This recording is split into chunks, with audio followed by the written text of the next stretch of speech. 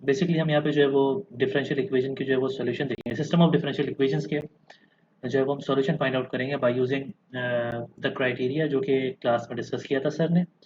मैंने यहाँ पे दो एग्जांपल्स आपको करवानी है उससे रिलेटेड, दो या तीन। सो एक आप लोगों को जो है वो शायद क्लास में करवाई गई थी, मुझे मुझे नहीं पता बारह, लेकिन इसके अलावा जो है वो कुछ सॉल्यूशंस आपके पास मैं करवाऊंगा आप लोगों को आज। अच्छा, तो पहली एग्जांपल आपके पास यहाँ पे ये आप लोगों की उसी लास्ट लेक्चर जो है वो उसी के नोट्स में से है ये ना। जो लास्ट आपका लेक्चर हुआ था उसके जो है वो एंड में एक्सरसाइज जो गिवन थी उसमें से जो है वो अ, दो ये एग्जांपल्स हैं। सो फर्स्ट एग्जांपल यहाँ पे मैं लिख रहा हूँ कि आपके पास सिस्टम है। Let's say this is question number 1। Solve the system.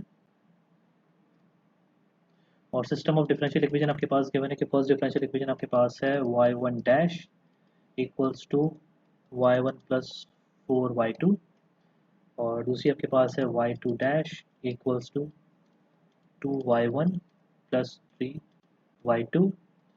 Find the solution that satisfy the initial conditions।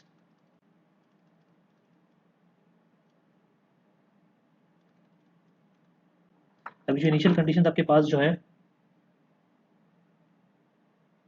ये जो इनिशियल कंडीशंस आपके पास जो है वो गिवन है आपके पास y1 of 0 that is 0 and y2 of 0 that is also equals to 0। Means के आप इसका कोई सोल्यूशन आपके पास जो है वो होगा। जैसे कि आपके पास सिस्टम ऑफ लीनियर इक्वेशंस आपके पास होता है, सिस्टम ऑफ लीनियर इक्वेशंस का आपके पास कोई ना कोई सोल्यूशन आपके पास होता है। लेट्स सपोज कोई पॉइंट होगा या आपके पास कोई प्लेन होगा। ठीक है, इस तरह से आपके पास जो है वो अ, कोई लाइन भी हो सकती है। इसी तरह से आपके पास ये डिफरेंशियल इक्वेशंस है दोनों। ठीक है, इन दोनों डिफरेंशियल इक्वेशंस को साथ में साइमल्टेनियसली आप सॉल्व करेंगे तो उसका कोई ना कोई सोल्यूशन होगा। तो उस सॉल्यूशन को आप बोलते हैं यहाँ पे general solution.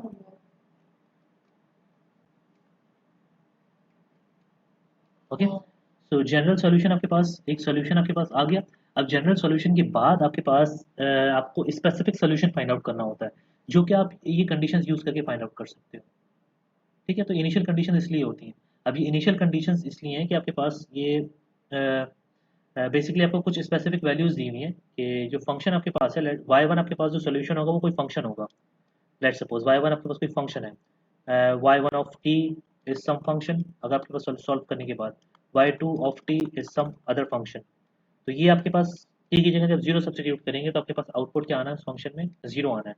Same Y to के लिए भी ये कंडीशन गिवन है।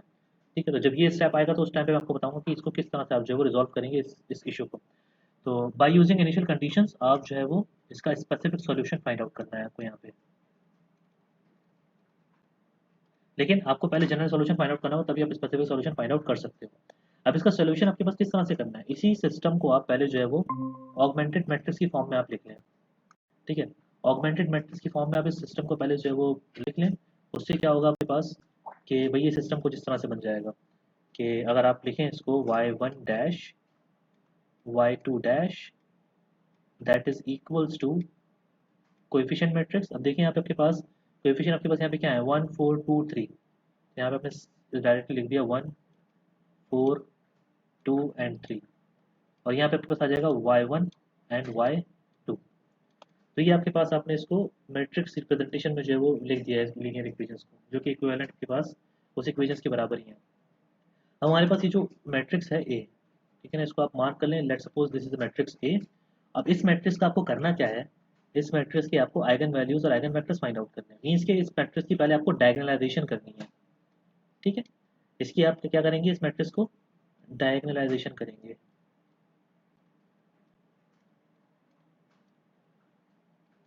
इसकी डायगोनलाइजेशन के बाद आप जो है वो जनरल सॉल्यूशन फाइंड आउट करेंगे किसका, अपनी जो है वो सिस्टम ऑफ डिफरेंशियल इक्वेशन का। तो इसकी आइगन वैल्यूज आप फाइंड आउट करेंगे तो आइगन वैल्यूज का प्रोसीजर आपके पास क्या होता है कि आप कैरेक्टरिस्टिक पॉलिनोमियल के रूट्स फाइंड आउट करते हो इक्वल्स टू जीरो। तो इसके रूट्स कैसे निकालेंगे आप जस्ट यहाँ पे जो है वो ये सिस्टम बनाएंगे विच इज़, अब यहाँ पे आपको पता होगा कि अब डायरेक्टली यहाँ पे मैं लिख रहा हूँ। अगर किसी को नहीं पता है तो आप मुझसे पूछ लें ये बात कि आपके पास ये डायरेक्टली जो डिटर्मिनेंट आया है ये किस तरह से आया है। अब आप इसको सॉल्व करें तो this will be 1 minus lambda into 3 minus lambda and minus 8 equals to 0। ठीक है, ये आपके पास आ गया। अब इसको आप सॉल्व करेंगे तो आपके पास जो पॉलिनॉमियल बनेगा वो बन जाएगा आपके पास lambda square minus 4 lambda minus 5 equals to 0। अब इस पॉलिनॉमियल के आप रूट्स फाइंड आउट करेंगे तो आपके पास एक रूट जो आएगा lambda 1 that is equals to minus 1 और दूसरा root lambda 2 that is equals to 5। तो ये आपके पास आइगन वैल्यूज इस जो है वो मैट्रिक्स की आपने फाइंड आउट कर ली। यहाँ तक किसी को कोई प्रॉब्लम? अभी तो कोई मसला किसी को ये सब समझने में कि मैंने क्या किया है? मैंने जस्ट क्या किया है, सिस्टम को जो है वो मैट्रिक्स फॉर्म में लिखा और मैंने मैट्रिक्स जो ए मुझे मिला मैंने उसकी आइगन वैल्यूज फाइंड आउट कर ली। अब इन आइगन वैल्यूज के कॉरस्पॉन्डिंग आइगन वेक्टर्स होंगे, आपको आइगन वेक्टर्स फाइंड आउट करेंगे। ठीक है ना, तो फाइंडिंग आइगन वेक्टर्स आप फाइंड आउट करेंगे तो आइगन वेक्टर्स आपके पास क्या होंगे कि let's suppose lambda is equals to -1 के लिए आप कर रहे हैं तो आपको ये सिस्टम सॉल्व करना पड़ेगा। A X is equals to -1 times X where X is the eigen vector. ठीक है ना, for lambda is equals to -1। अब ये आपके पास जो मैट्रिक्स ए था वो वही था आपके पास 1 4 2 3 टाइम्स एक्स आपके पास जो है वो है x1 और x2। ये आपके पास कोई आइगन वेक्टर है, लेट्स सपोज -1 टाइम्स एक्स आपके पास हो जाएगा -x1 एंड -x2। ये आपके पास रिड्यूस होने के बाद इक्वेशन फॉर्म में कुछ इस तरह से आ जाएगा x1 plus 4x2 equals to -x1 2x1 plus 3x2 equals to -x2। अब इसकी इक्विवेलेंट आप जो है वो मैट्रिक्स ऑगमेंटेड मैट्रिक्स फॉर्म बनाएंगे तो डायरेक्टली कुछ इस तरह से हो जाएगा 2, राइट, क्योंकि ये x1 यहाँ पे आएगा तो ये कॉलम आपके पास फर्स्ट वाला जो है x1 का कॉलम है, सेकंड वाला कॉलम आपके पास x2 का कॉलम होगा और ये आपके पास एलिमेंट बनेगा दूसरा वाला 4 और ये बन जाएगा आपके पास 2 एंड ये भी 4 आपके पास और राइट हैंड साइड पे 0 और 0। तो ये सिस्टम आपके पास रिड्यूस होने के बाद कुछ इस तरह से बन जाएगा 2 4 0 0 0 0। आप जैसे क्या कर देंगे, ये ऑपरेशन लगा देंगे, R2 में से R1 को आपने क्या कर दिया माइनस कर दिया। ठीक है, उसके बाद आपके पास ये सिस्टम इस तरह से बन गया। फर्दर आपके पास आप जब इसको 2 से डिवाइड करेंगे so this will be 1 2 0 0 0 0। यहाँ पे आपके पास x2 फ्री वेरिएबल है which is alpha, right, because आपके पास सेकंड रो पूरी थ्रू आउट 0 हो गई और x1 आपके पास जो हो जाएगा वो हो जाएगा -2 टाइम्स अल्फा। तो आपके पास जो आइगन वेक्टर बना वो बना -2 1 टाइम्स अल्फा। ठीक है, ये आइगन के पास स्पेस है पूरी और इसको आप एज एन आइगन वेक्टर जो है वो यहाँ पे ले सकते हो। ठीक है, which is let's suppose eigen vector v1। Now अब आपको यहाँ पे आइगन वेक्टर फाइंड आउट करना है corresponding to lambda is equals to lambda 2 is equals to 5। So अब हम आइगन वेक्टर फाइंड आउट कर रहे हैं for lambda 2 which is equals to -5 और इसके कॉरस्पॉन्डिंग सेम वही आपके पास सिस्टम होगा A X is equals to 5 times X. तो इस सिस्टम को आप सॉल्व करेंगे तो ये सिस्टम आपके पास क्या बनेगा, ये आपके पास मैट्रिक्स था 1 4 2 3 आपके पास ये x1 x2 times 5 times x1 5 times x2 और जब इसको सॉल्व करेंगे तो this will be x1 plus 4x2 equals to 5x1 and 2x1 plus 3x2 equals to 5x2। इस सिस्टम का जब आप इसको ऑगमेंटेड मैट्रिक्स फॉर्म में लिखेंगे तो कुछ इस तरह से बनेगा। ये हो जाएगा आपके पास लाइक -4 और ये 4 and this will B 2 and 3 minus 5 will be I think so -2, right? Yeah, -2 और ये राइट हैंड साइड पे 0 0।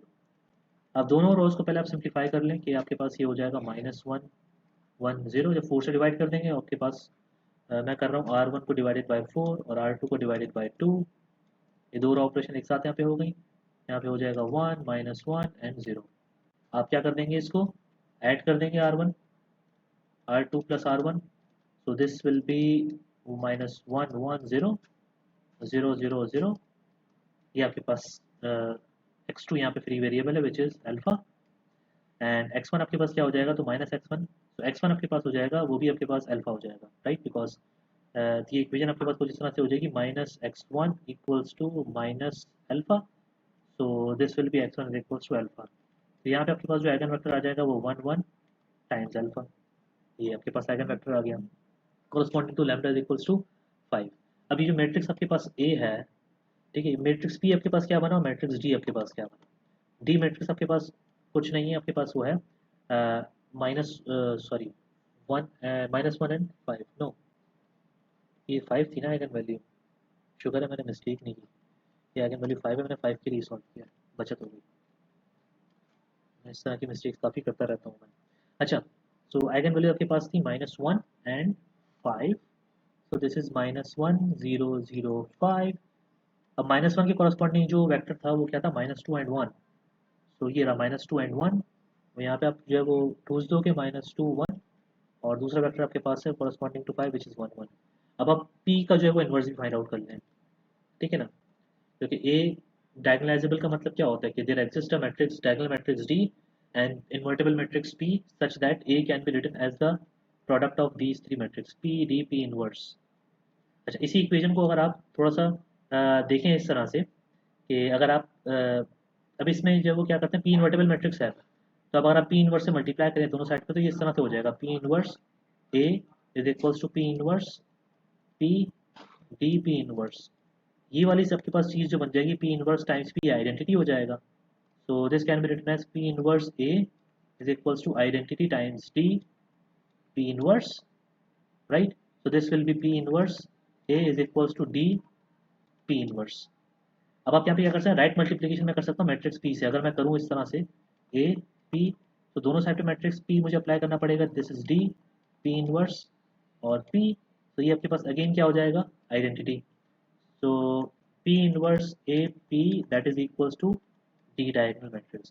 तो ये चीज़ हमारे पास जो है वो, या तो अगर ये आपके पास कंडीशन हो या आपके पास ये कंडीशन हो, तो आपके पास ये दोनों क्या है, इक्विवेलेंट है, ठीक है ना। तो A कभी इस तरह से लिखा जा सकता है पी डी पी इनवर्स अगर डायगोनलाइजेबल है तो, और अगर A डायगोनलाइजेबल है तो डायगोनल मैट्रिक्स D जो है वो इस तरह से लिखा जा सकता है which is P inverse A P, ठीक। तो पी इनवर्स यहाँ पे हम कंप्यूट कर रहे थे बाय द वे, तो पी इनवर्स आपके पास क्या बन जाएगा कि पहले आप डिटर्मिनेंट ले लेंगे पी का। तो पी मैट्रिक्स का डिटर्मिनेंट आपके पास क्या हो जाएगा, -2 time -2 -1 this will B -3 I think so. तो डिटर्मिनेंट इसका आ रहा है -3 या -3, और ये आपके पास कुछ इस तरह से हो जाएगा कि वैल्यू स्विच हो जाएंगी 1 -2, ये हो जाएगा -1 -1। So P inverse will be equals to matrix 1 -1/3, और ये हो जाएगा आपके पास 1/3 एंड 1/3 एंड 2/3। ओके, ये आपके पास मैट्रिक्स पी बन गया। तो यहाँ पे हो जाएगा आपके पास D matrix which is -1 5 diagonal में आपके पास है, this is D is equals to P inverse A P.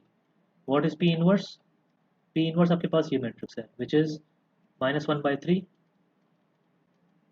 1/3 1/3 2/3। Matrix A आपके पास क्या है, मैट्रिक्स ए आपके पास है ये रहा, जो आपके पास मैट्रिक्स था ओरिजिनल विच इज, हाँ भाग गया मैट्रिक्स, 1 4 2 3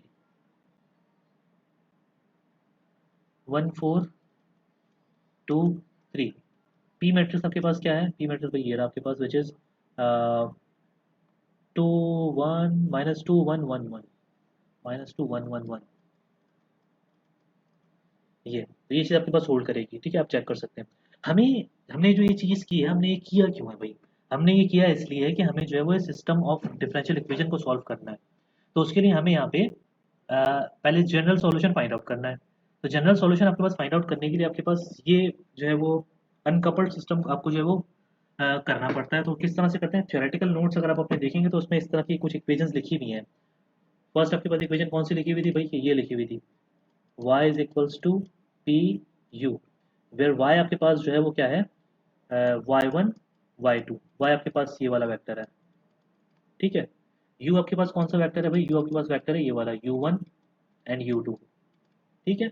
और p आपके पास वही मैट्रिक्स है जो कि आपने ऊपर फाइंड आउट किया है, सही है। तो इसी को अगर आप रीराइट करें, ठीक, इसी ये प्रूफ में आपके पास इस तरह से लिखा हुआ था कि u डैश आपके पास जो होगा वो बराबर हो जाएगा d टाइम्स u के। u डैश आपके पास क्या है, u डैश आपके पास कुछ नहीं है, u डैश आपके पास अगर इसका u डैश बना है तो u dash will be equals to u1 dash u2 dash, ये u आपके पास हो गया। डी मैट्रिक्स आपको पता है ये ऑलरेडी है क्या। तो आप इसमें जो है वो सब्सटीट्यूट करके u1 और u2 फाइंड आउट करोगे यहाँ से, पहले पहले यहाँ से आप u1 u2 फाइंड आउट करेंगे विच इज़ वेक्टर u, ये आपको फाइंड आउट करना है, ठीक है। और फिर आप जो है वो यहाँ पे सब्सटीट्यूट करोगे लाके u वेक्टर को, जो भी आपके पास u वेक्टर आएगा, और उसके बाद आप यहाँ पे y वेक्टर फाइंड आउट करोगे ये वाला। तो ये तरीका है। अब यहाँ तक हम जो है वो पहुँचे, हमने पी फाइंड आउट कर लिया, हमने डी फाइंड आउट कर लिया। अब यहाँ पे आप जो है वो इस चीज़ को यूज़ करके जनरल सॉल्यूशन फाइंड आउट करने जा रहे हो। तो मैं इस इक्वेशन को यूज़ कर रहा हूँ, विच इज़ दिस वन, ये वाली, कि u dash equals to D u. So u dash will be equals to u1 dash u2 dash, that is equals to d times u. u is nothing but u1 u2, d आपके पास क्या था, -1 0 0 and 5। ठीक है। अब यहाँ पे आप इसको इसको आप जब सॉल्व करोगे तो u1 डैश आपके पास किसके इक्वल आ जाएगा, u1 डैश आपके पास आ जाएगा -u1, और u2 डैश आपके पास किसके इक्वल आ जाएगा, u2 डैश आपके पास इक्वल आ जाएगा 5u2 के। ठीक है। u1 डैश का मतलब क्या है, u1 डैश का मतलब सिंपल से आपके पास ये है कि derivative of u1 with respect to t, with respect to time, and that is equals to minus u1।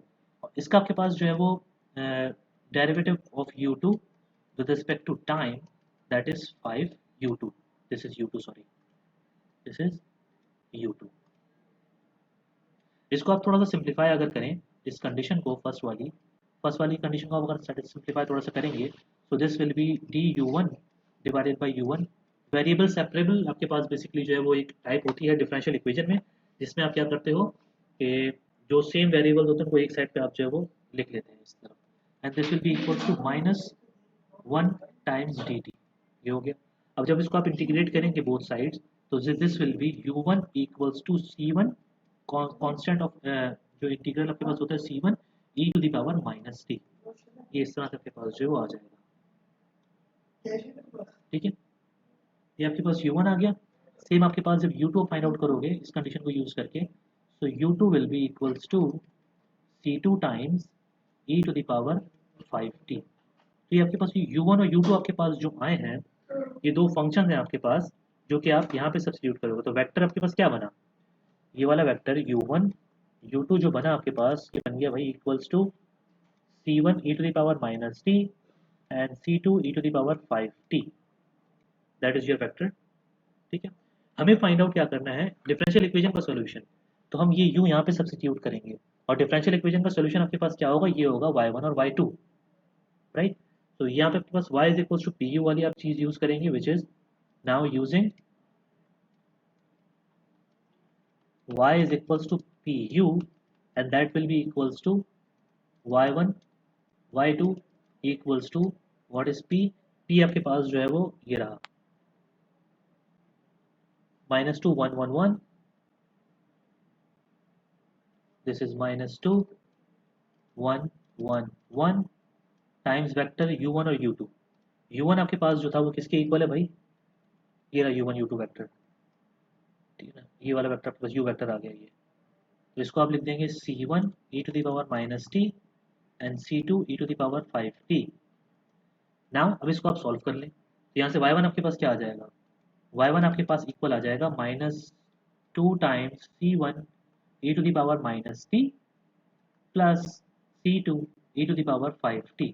ये रॉ आपके पास इस कॉलम से मल्टीप्लाई होगी, simple this raw will multiply by this column, तो आपके पास ये चीज़ बन जाएगी। y2 आपके पास क्या आ जाएगा, y2 will be equals to 1 times c1 e to the power -t and plus c2 e to the power 5t, right? So this is your y1 and this is your y2। यहाँ तक सबको बात समझ में आ रही है, साथ हैं आप लोग मेरे, आप भाग गए। हेलो, हाय, कोई सुन रहा है मेरी, या मैं अपने आप को बता रहा हूँ? जी, आप लोग मेरे साथ हैं? जी। अच्छा अच्छा, ठीक है। अच्छा, तो ये आपके पास y1 और y2 आपके पास जो आपने चीज़ ये जो फाइंड आउट किया, अब ये आपके पास है जनरल सॉल्यूशन। ये आपके पास क्या आ गया भाई, जनरल सॉल्यूशन। ठीक है, जनरल सॉल्यूशन आपके पास सिस्टम ऑफ डिफरेंशियल इक्वेशन का जो कि ऊपर की बनती, ये आपके पास सिस्टम ऑफ, ये आपके पास डिफरेंशियल इक्वेशन ये बनती। अब हमें असल में फाइंड आउट करना है ये specific solution according to the condition. ये इनिशियल कंडीशंस क्या हैं, क्योंकि इनके आप लोगों ने अभी ओडी डिफरेंशियल इक्वेशन के साथ कोर्स ना पढ़ा हो, नेक्स्ट सेमेस्टर आप लोगों का कोर्स होगा डिफरेंशियल इक्वेशंस का ना, ऑर्डिनरी डिफरेंशियल इक्वेशंस का। इको मैथ्स वालों का तो होगा, मैथ्स वालों का मुझे नहीं पता। बहरहाल ये जो कंडीशन थी, ये इनिशियल कंडीशन इसलिए है कि आपके पास इनिशियल कंडीशन होती हैं कि आपके पास बोलते हैं कि भाई जीरो पे अगर आपके पास वैल्यू आउटपुट जीरो आ रहा है तो इसलिए इनिशियल कंडीशन ये है। बहरहाल इसकी कोई और वजह भी होती है, इसकी फिजिकल इंटरप्रिटेशन जो है थोड़ी डिफरेंट है, आप लोगों को तब पता लगेगा। लेकिन हम ये कंडीशन यूज करेंगे to find general solution, to find specific solution of the differential equation. Now हम कर क्या रहे हैं यहाँ पे, हम कर क्या रहे हैं, हम ये कर रहे हैं भाई कि हमें ये कंडीशन गिवन है कि y1 of zero that is zero and y2 of zero that is also zero. That means ये y1 आपके पास कोई फंक्शन है, देखिए फंक्शन है विद वेरिएबल t, राइट। तो यहाँ पे आप जो है वो y1 ऑफ जीरो जब सब्सटीट्यूट करेंगे इक्वल्स टू जीरो, यानी कि आपके पास t की जगह पे आप पुट कर देंगे जीरो पुट कर देंगे सिंपली, तो this will be minus two c1 और e to the power zero आपके पास क्या हो जाएगा, वन हो जाएगा, plus c2 this will also be 1, e to the power 0 is 1 and e to the power again 0, this is also 1 and equals to 0। तो ये लेफ्ट हैंड वाली साइड आपके पास ये आ गई, तो आपके पास ये एक इक्वेशन बन गई जिससे आप C1 और C2 फाइंड आउट कर सकते हो जो कि कांस्टेंट आपके पास है, ठीक है। तो वो स्पेसिफिक सॉल्यूशन आएगा आपको C1 और C2 के लिए। नाउ हमारे पास कंडीशन है y2 of 0 that is also 0। अब y2 हमारे पास ये रहा फंक्शन, तो यहाँ पे t की जगह 0 सब्सटीट्यूट कर दो, तो this will be C1 plus C2 that is equal to 0। अब इन दोनों इक्वेशंस को, दिस इक्वेशन नंबर 1 और दिस इक्वेशन नंबर 2, इनको आप साइमल्टेनियसली सॉल्व कर लेंगे। That is minus two one zero, raw form के थ्रू आप इसको सॉल्व कर सकते हो। एक तरीका ये है आपके पास। सो आपके पास ये इस तरह से हो जाएगा कि आपने माइनस टू से डिवाइड कर दिया, this will B one minus half zero, one one and zero. Now जब रॉ इसको आप जब ऐड सब्ट्रैक्ट करेंगे, this will B one minus half zero, this is zero.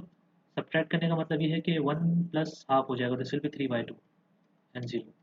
तो यहाँ से आपके पास जो रिड्यूस सिस्टम है, यहाँ से C2 आपके पास किसके इक्वल आ जाएगा, जीरो के इक्वल, और C1 आपके पास किसके इक्वल आ रहा है, C1 आपके पास वो भी जीरो के इक्वल आएगा क्योंकि C2 जीरो है। तो C1 और C2 यहाँ से इस सिस्टम से आपको जीरो मिल गए, जीरो मिल गए। तो अब यहाँ पे C1 और C2 की जगह पे आप वैल्यूज पुट कर दोगे, तो y1 will be equals to, इस C1 की जगह जब जीरो सब्स्टिट्यूट करेंगे this will be zero, plus इस C2 की जगह आप जीरो पुट करें this will be zero, and y2 that is equals to, ये भी जीरो हो जाएगा, ये भी जीरो हो जाएगा, तो जीरो प्लस जीरो।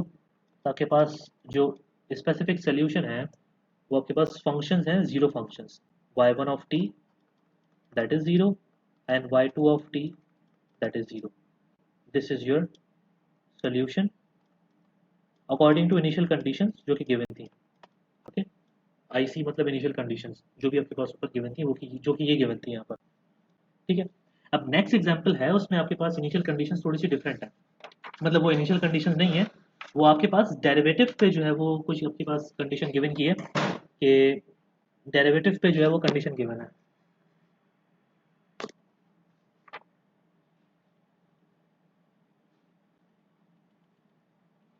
ठीक है। तो नेक्स्ट क्वेश्चन है हमारे पास क्वेश्चन नंबर 2। तो यहाँ पे आपके पास एक और सिस्टम है, इसको मैं लिख देता हूँ y1 ऑफ डैश। ये शायद क्वेश्चन नंबर 3 था आप लोगों की एक्सरसाइज का, सॉरी y, क्या हो रहा है ये, क्या, y1 dash that is equals to y1 plus three y2 and y2 dash that is equals to 4y1 and plus 5y2। तो ये आपके पास यहाँ पे जो कंडीशन गिवन की है,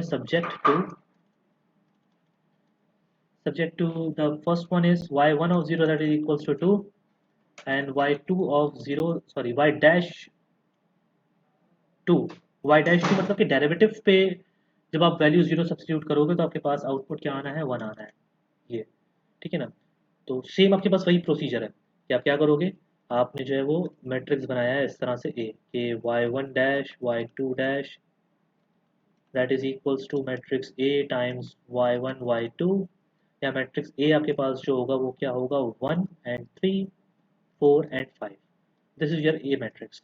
अब इस मैट्रिक्स ए की आप आइगन वैल्यूज फाइंड आउट करेंगे, ठीक है, और उन आइगन वैल्यूज के corresponding eigen vectors find out करेंगे, मतलब इसकी डायगोनलाइजेशन करेंगे इस मैट्रिक्स ए की, डायगोनल मैट्रिक्स डी और पी मैट्रिक्स आपको चाहिए, सही है।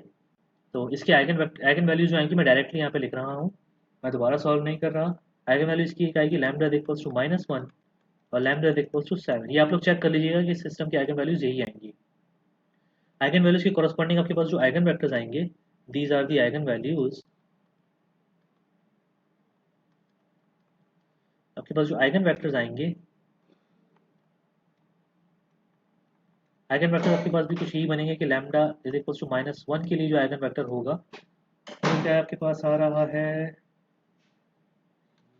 वो आ रहा है भाई -3/2 and 1. So this is -3/2 1 times alpha, और लैम्डा इज इक्वल्स टू 7 के लिए जो आपके पास आइगन वेक्टर आ रहा है वो आ रहा है ½ and 1. ओके, तो आपके पास जो डायगोनल मैट्रिक्स डी बन जाएगा वो आपके पास क्या बनेगा भाई, -1 0 0 7. जो मैट्रिक्स पी बनेगा, मैट्रिक्स पी बन जाएगा कुछ इस तरह से कि -1 के कॉरस्पॉन्डिंग जो आइगन वेक्टर है वो आएगा 3/2 1 and ½ and 1. तो ये आपके पास बन गया, ठीक है। अब इसके कॉरस्पॉन्डिंग आप जो है वो क्या निकालोगे, एक मिनट रुकना जरा, मैंने किस ऑर्डर में लिखा है, नहीं मैं इसको इस ऑर्डर में लिखूंगा, मेरी मर्जी। यहाँ 7 -1 0 0, ये है ½ and 1 and -3/2 and 1. P inverse जो आपके पास आएगा, पी इनवर्स आपके पास कुछ हो जाएगा भाई, डायरेक्टली पी इनवर्स में यहाँ पे लिख रहा हूँ, विच इज़ ½ 3/4 -½ and 1/4, ठीक है। ये कैलकुलेशन मैंने आप लोगों को डायरेक्ट बता दी, मैं ऑलरेडी 10 मरतबा इससे पहले मैं चीज़ें कर चुका हूँ ये वाली डायगोनलाइजेशन वाली। तो मैंने अभी एक एग्जांपल में कर दी, एग्जांपल मैंने आपको ये चीज़ डायरेक्ट बता दी, क्योंकि मुझे जो चीज़ समझानी है वो है ये वाली चीज़ ना, कि ये क्या करना है आपको। ठीक, ये आपके पास आपने इन्वर्स फाइंड आउट कर लिया, मतलब डायगोनलाइज कर लिया। अब आपके पास जो सिस्टम का आपको सोल्यूशन फाइंड आउट करना है वो इस तरह से करते हो, आपके y is equals to p times u। आपको u वेक्टर फाइंड आउट करना है पहले, u vector is nothing but u1 and u2। ये वेक्टर आपको फाइंड करना है, तो ये वेक्टर कैसे फाइंड आउट करेंगे, ये वेक्टर इस तरह से फाइंड आउट करेंगे कि u dash equals two diagonals time diagonal matrix time u vector, ठीक है। यहाँ से आपके पास आएगा, तो u डैश आपके पास क्या है, u dash is nothing but u1 dash u2 dash, and that is equals to diagonal matrix which is equals to 7 0 0 -1 and u1 u2। तो यहाँ से आपके पास जो u1 डैश आपके पास आ रहा है वो आ रहा है कुछ 7 टाइम्स u1, u2 डैश आपके पास जो आ जाएगा वो आ जाएगा -u2। ओके, आपके पास जो u1 यहाँ से आएगा वो क्या आ जाएगा, क्योंकि आप जब इसको इस फॉर्म में लिखेंगे वापस कि e of u1 over dt that is equals to 7u1, and this will be equals to du1 divided by u1 that is equals to 7 times dt। तो इसका आपके पास सोल्यूशन बनेगा u1 is equals to c1 times e to the power 70, और same आपके पास u2 आपके पास जो आ जाएगा वो आ जाएगा c2 times e to the power -t, ठीक है। ये u1 और u2 आपके पास ये फंक्शंस आ गए। तो अब आपने ये फंक्शन सब्स्टिट्यूट करने हैं इस जगह पर, तो y आपके पास जो है वो कुछ इस तरह से हो जाएगा कि y आपके पास है y1 y2 and that is equals to matrix p matrix हमारे पास क्या था भाई, ½ -3/2 और क्या था भाई, हाँ 1 1 1 and 1 हो गया, मतलब ये 1 1 times vector u1 and u2, so this will be c1 e to the power 70 c2 e to the power -t। अब जब इसको आप सॉल्व करेंगे तो y1 आपके पास यहाँ से जो मिलेगा वो मिल जाएगा आपको ½ c1 e to the power 70 and -3/2 c2 e to the power -t, y2 equals to c1 e to the power 70 and plus c2 e to the power -t, ठीक है। ये y1 y2 आपके पास आ गए। अब y1 y2 आपके पास यहाँ पे जो है वो फंक्शन आपने लिख दिए। तो अब आपको करना क्या है, कंडीशंस यहाँ पे देखें आपको क्या गिवन थी। कंडीशंस आपको यहाँ पे गिवन है y1 of 2, मैंने कंडीशन सही लिखी है, y1 of 0 that is equals to 2। तो कंडीशन आपके पास जो है वो है y1 of 0 that is equals to 2 और y2 of dash of 0 that is equals to, हाँ भाई, हाँ इक्वल्स टू 1। कुछ ये कंडीशन है इनिशियल कंडीशन, ठीक है। इनिशियल कंडीशन नहीं है बाय द वे, क्योंकि ये डेरिवेटिव पे आपको वैल्यू गिवन है, ठीक है। तो y1 ये वाली कंडीशन आप डायरेक्टली यूज कर सकते हो, क्योंकि y1 आपके पास ऑलरेडी आ चुका है।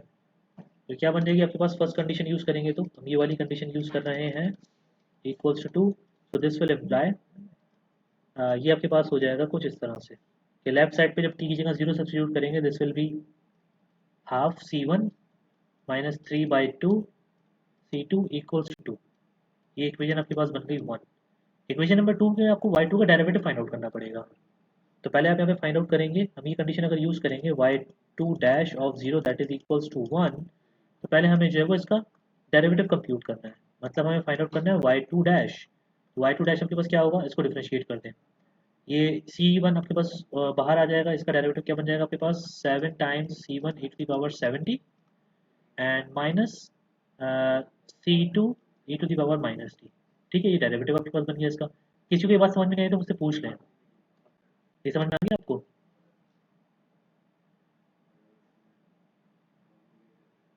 आ ही गया होगा यार, इतना आसान तो है वैसे। जी सलमान भाई आ गया। बहुत ज़बरदस्त भाई, जीनियस हो आप लोग, जीनियस।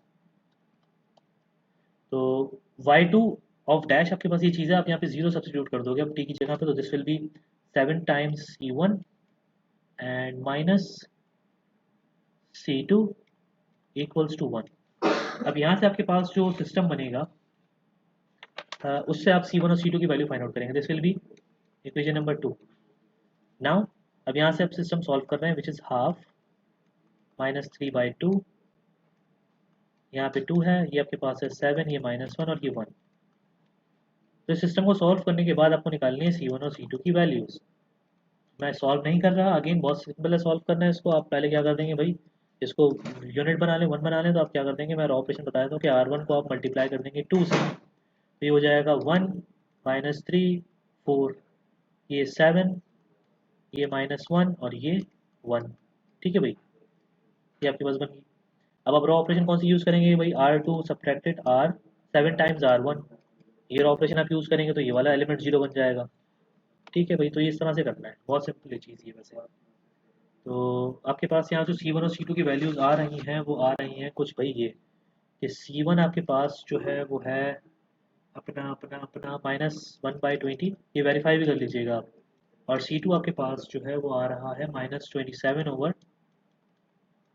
ये C1 और C2 की वैल्यूज़ आ गई। अब ये जो आपके पास वैल्यूज़ है ना, आप यहाँ सब्स्टिट्यूट कर दोगे इस इक्वेशंस के अंदर। Let's suppose this is equation dagger and this is equation ये वाली डबल डैगर। तो यहाँ से आपके पास स्पेसिफिक सोल्यूशन आ जाएगा according to these condition, according to these condition. इन कंडीशंस के हिसाब से आप C1 और C2 की वैल्यूज फाइंड आउट कर रहे हो, और फिर आप जो है वो क्या कर दोगे, यहाँ पे सब्स्टिट्यूट कर दोगे। तो सब्स्टिट्यूट करने के बाद कुछ इस तरह का स्कीम बनेगा भाई यहाँ पे, कि y1 आपके पास हो जाएगा कुछ equals to half -1/20 e to the power 70 and -3/2 -27/20 e to the power -t। y2 आपके पास इक्वल है -1/20 times e to the power 70 and minus 27/20 e to the power -t। ये अब इसको सॉल्व कर लें, इसके कोफिशिएंट्स वगैरह जो है वो थोड़े से मैनेज कर लें, तो ये थोड़ा सा बुरा लगना बंद हो जाएगा, कम लगेगा बुरा। तो ये y1 will be written as -1/40 e to the power 70 and plus 3 times 27, मुझे नहीं पता क्या होता है भाई 3 टाइम्स 27, 81। 81 होता था लास्ट टाइम तक, तो आजकल क्या होता है? हाँ 81 ही होता है आज भी 81 है। सो 81 कहाँ गया भाई मार्कर, हाँ 81/40 e to the power -t and y2 will be equals to -1/20 e to the power 70 and plus, sir ये तो ऑलरेडी एडजस्टेड ही है, -27/20 e to the power -t। So this is your specific solution according to the given conditions। जी भाई, किसी का कोई सवाल इस चीज़ से रिलेटेड?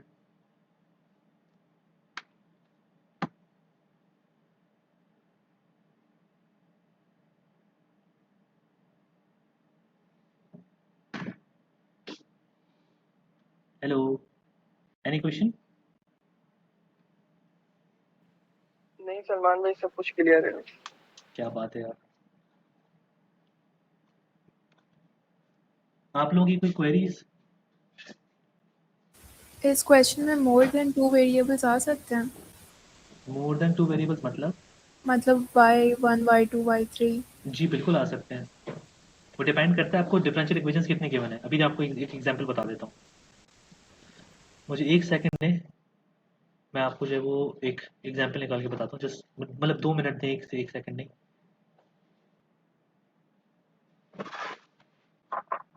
कि इस तरह का अगर कोई क्वेश्चन हो ना कि सॉल्व द सिस्टम।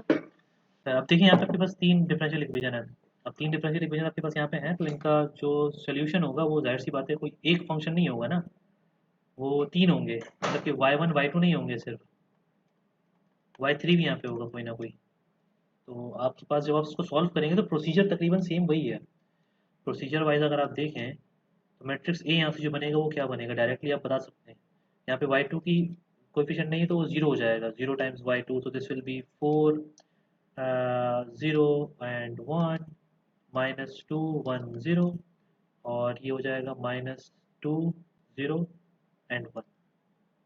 तो ये आपके पास एक मैट्रिक्स बन रहा है ए। अब इसकी eigen values eigen vectors find out करेंगे, तो 3 आइगन वैल्यूज इसकी होंगी ऑब्वियसली। 3 आइगन वैल्यूज आएंगी इस मैट्रिक्स की, 3 क्रॉस 3 का मैट्रिक्स है। उन 3 आइगन वैल्यूज के कॉरस्पॉन्डिंग 3 आइगन वेक्टर्स आएंगे, तो डायगोनल मैट्रिक्स बनेगा डी। तो बाकी सारा प्रोसीजर आपके पास, आपको डी और पी फाइंड आउट करना होता है just to find vector Y. आपके पास होता है Y is equals to P u, और अपना u is equals to u dash is equals to no हाँ डी यू। ये आपके पास डायगोनल मैट्रिक्स यूज होता है, मैट्रिक्स पी यूज होता है, तो उसका इन्वर्स फाइंड आउट करने की जरूरत नहीं होगी यहाँ पे। वो तो जस्ट हम for the sake of the diagonalization हम यहाँ पे चीज़ डिस्कस कर रहे थे कि हम मैट्रिक्स पी निकाल रहे, पी इन्वर्स भी निकाल रहे थे कि भाई वो चीज़ जो है वो साथ में रिवीजन हो जाएगा। अच्छा, लेकिन वो पी इन्वर्स जरूरी नहीं होता इस केस में ना। ठीक है, आप बस ये डी और डायगोनल मैट्रिक्स उसका आइगन मैट्रिक्स वाला जो मैट्रिक्स कंप्यूट करें, और इससे जो है वो आप अ, इस चीज़ को यूज़ करके आप जो है वो u1 u2 u3 find out करेंगे। जब ये आपके पास आएगा तो आप यहाँ पे सब्स्टिट्यूट करेंगे, तो आपके पास ये वेक्टर y जो होगा which is y1 y2 y3, तो ये आप फाइंड आउट कर सकते हैं। तो प्रोसीजर वाइज ये कोई इतनी मुश्किल चीज़ नहीं होगी बाय द वे। ठीक है, एग्जाम में आ सकते हैं ये 3, या सिर्फ 2 तक आ ही आएंगे? सकता है जी, पॉसिबिलिटी है, आ तो सकता है, आने को तो कुछ भी आ सकता है। और कोई इम्पोर्टेंट टॉपिक्स बता दें, स्पेशली प्री में। इम्पॉर्टेंट टॉपिक मतलब किस तरह से इम्पॉर्टेंट? मतलब किस पे लाइक थ्योरी ज़्यादा आएगी, किस पे कंप्यूटेशनल ज़्यादा आएंगे? मिक्स चीज़ें होंगी। लेट सपोज आपके पास इस तरह से होगा कि आप जो है वो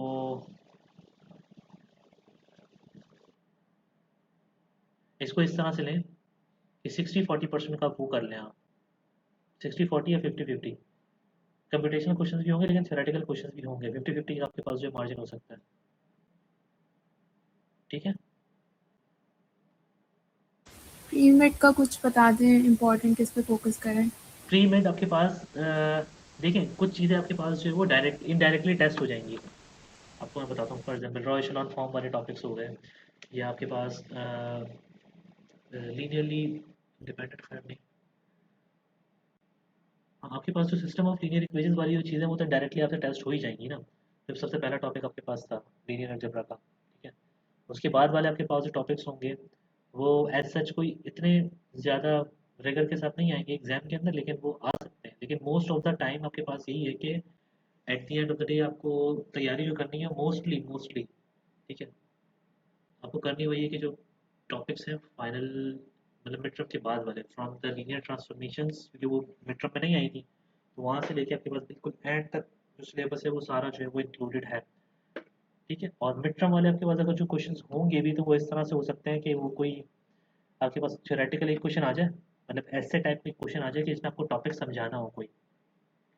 मोस्ट प्रोबेबली वो लास्ट क्वेश्चन आपका हो एग्जाम का, तो उसमें आपके पास 5 क्वेश्चन होंगे, उसमें से आपको 2 या 3 अटैम्प्ट करने होंगे, तो उसमें कोई मिड टर्म का भी कोई 1-2 जो है वो क्वेश्चन उसमें डले हुए होंगे, तो वो चॉइस में भी जा सकते हैं। लेकिन ज़रूरी नहीं है कि ऐसा हो। ठीक है, ऐसा हो भी सकता है, ऐसा नहीं भी हो सकता, कुछ भी हो सकता है।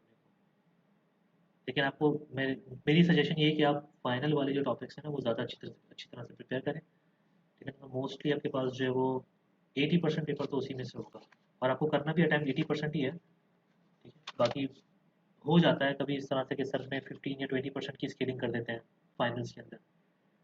ठीक है, लेकिन वो भी कंफर्म नहीं होता कि कितनी होगी, वो डिपेंड करता है स्टूडेंट के रिजल्ट पे, मेजोरिटी का रिजल्ट किस तरह का है, मेजोरिटी ने किस तरह के मार्क्स लिए। सही है। लेकिन फेवर वो स्टूडेंट के हक में ही जाता है, ज़्यादातर मोस्टली स्टूडेंट जो है वो को फेवर होता है उस चीज़ का। और जो मैट्रिक रिप्रेजेंटेशन है और चेंज ऑफ मैट्रिक्स है उसकी सिर्फ थ्योरी आएगी? नहीं, कंप्यूटेशन भी आ सकती है। सर ने क्लास में बोला था कि इसकी सिर्फ थ्योरी आएगी। नहीं, ऐसा कुछ नहीं था। अच्छा। सर ने बोला था एग्ज़ाम्स में ना, एग्ज़ाम्स में सर ने बोला था मिड टर्म के लिए कि इसकी सिर्फ कंप्यूटेशनल चीज़ें आएंगी, मिड टर्म में बोला था, थ्योरी नहीं आएगी, और वो नहीं आई थी। कंप्यूटेशनल चीज़ें भी शायद नहीं आई थी, लीनियर ट्रांसफॉर्मेशंस की जो रैंक और नलिटी वाली जितनी भी चीज़ें थी ना, वो सर ने थ्योरेटिकल भी नहीं पूछा था ना उन्होंने न्यूमेरिकल पूछा था, लेकिन इस मरतबा सब कुछ आएगा, थ्योरेटिकल न्यूमेरिकल सब। ठीक है, और कोई क्वेश्चन आपका? नहीं, थैंक यू। Most welcome.